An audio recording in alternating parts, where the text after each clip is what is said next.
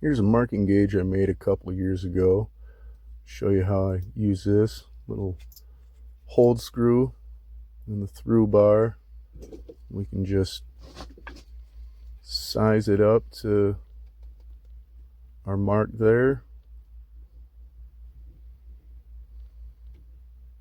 and from there we can tighten it up, and then it's just easy and nice to scribe that measure all the way around the board.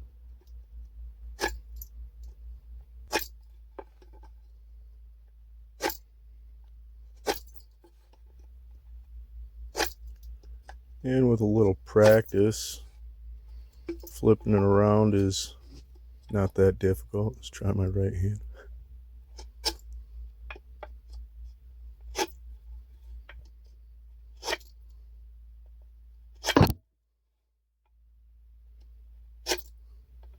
And there you go, marking gauge. Way easier to transcribe those measures onto all the edges. Till next time, Godspeed.